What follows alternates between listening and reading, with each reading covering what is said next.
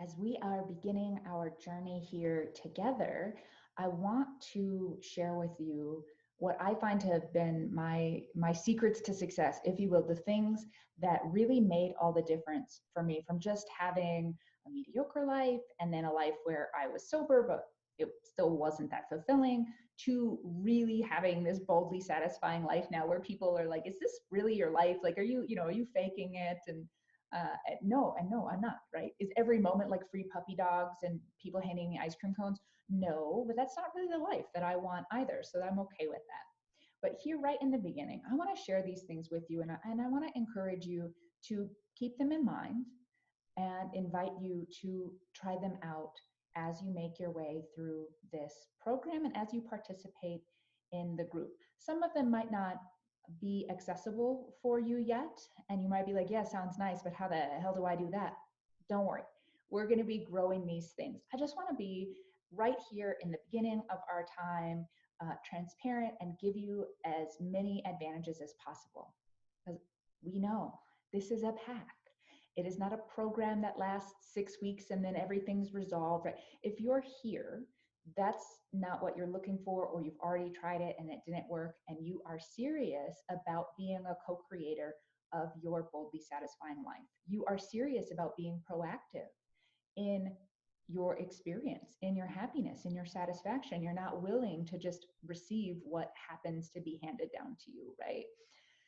So these things are things that were hard learned for me, and I want to just give them to you straight away. And if you can use them, great. If they work for you, great.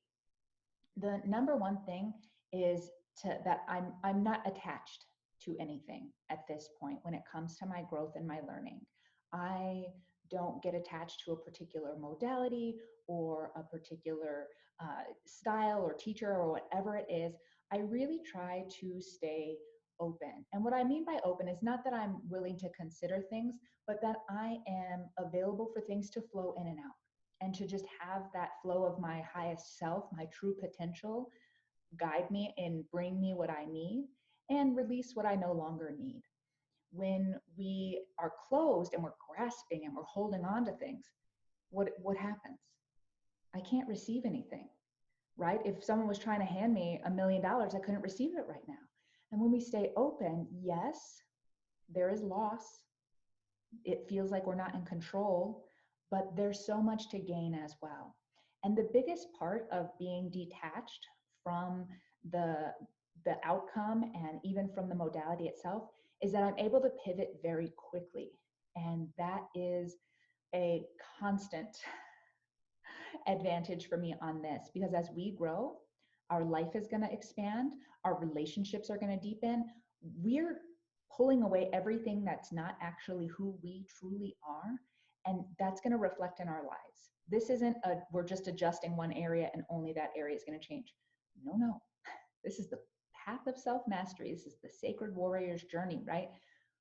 The more true you become, the more true your life is going to become, and things are going to be shifting and changing all the time. The faster you can pivot, the more progress you're going to make, the results are going to be bigger, you're going to see them sooner, and you're going to be moving towards your boldly satisfying life faster and be experiencing things along the way sooner. So, to the best of your ability, stay detached. That way you're able to pivot super quickly. The other is that I listen to what everyone has to say, especially those who think and believe differently than me. I consider it, but I don't just take it. I let those outside of me, whomever they may be a guide to my own truth within. So when I'm listening to someone talk or they're giving me guidance or advice, even my own mentor or counsel or coach, I receive everything and then I check in with myself. Is that true for me right now? And if it's not, even if I really respect that person, if it's not in alignment with who I am and the life I want to live, then I don't just take it blindly. So even with my own stuff here, the things that you're going to be learning in here, I want you to consider them. Stay open-minded and open-hearted as well. Don't get caught like only these things, right? We want to keep that detachment. We want to stay open and listening. And then ultimately, you're going to want to trust yourself, even if it goes against what you're being told here. Now, of course, there can be times when we delude ourselves because we don't want to move into a space of discomfort, and that's different. But you're going to become more attuned with what's true for you as we move through this time together and as you continue to get to know yourself. The other element that has really been super successful for me on this path and for growth and for learning has been my willingness to try anything. Honestly, like, what I came into recovery at a place of suicide where it really was life or death for me. And so I knew what I was doing was not working. I could tell you that. So I didn't really feel like I was in a place to say no to things that worked for other people. Unless my life is so exactly how I want it to be and I'm consistently tapping into my joy and I'm right in alignment, if I'm not there, then I'm willing to try anything. And so there might be things that you think are silly or that you have preconceived notions around, or even a past version of yourself has tried them and you didn't like them. We are always growing, we are always evolving into a new version of ourselves. So I want to encourage you to just say yes and try it. The practices that we talk about in here, the tools that are offered in here, they may feel silly to you. They might seem like, oh, that's way over here, that's woo woo, or that won't work. Well, what do you have to lose? Try it. Try everything. Give it a good, genuine try. And if it doesn't work for you now, then that's totally okay. But don't cheat yourself. Don't short yourself because you have some prescribed thinking that something works or doesn't work, or a past experience has tainted that for you. It has nothing to do with my modalities or my style or whatever that might be. It's about you. Don't sell yourself short by saying no to something. Give it a try. Try everything, the good, honest college try before you decide it's not for you. And stay open to bringing it back in the mix later because it might be just the right tool for you later on.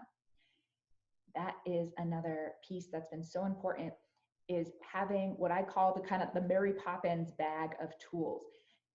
Some things are going to work on some days, they're not going to work on other days. One thing might be your surefire thing, but then something shifts and it doesn't work for you anymore. We want to always be working towards that alignment, right? We're on this path to master the self, to be co-creators of our lives and our experiences. And we want to be able to pull out as many tools as possible. Now, that's what we're going to do here. We're going to load you up with tools. And that's how I have been successful. When something doesn't work, I throw it back in the bag and I pull something else out. If that doesn't work, I throw it back in the bag and I pull something else out. And then the next thing, it kind of works. So I tweak it. And then if it's working, it stays, right? I'm not attached. I'm not stuck on like, it's these 5 things are the things that work for me. Well, maybe they're not going to one day or in a particular circumstance. So have as many tools as possible and don't feel like you have to be committed to some of them. Have so many that you're always pulling things out. And this is something I tweak day to day. If I wake up in the morning and I'm not excited for my day, something's off and it's time to try something new. Switching up my morning routine, changing what I'm eating. I'm always shifting and tweaking and experimenting to find what is going to work for me at this time in my life. It's not as tiring as it sounds. I promise. It's become second nature. It's just how I live, and it is a testament to my commitment to having the life that I want to have. And a big part of that, the last kind of secret to success that I'll share with you that's been a game changer for me, is I don't care how I look. I don't care if I look stupid or foolish or weird. If it's resulting in me being a person I really admire and love, having a life that I'm really enthusiastic about, I don't care how stupid I look. I don't care what other people think. I don't care if I look like a total idiot. If it's working and getting me the results I want, I'm going to go ahead and do it.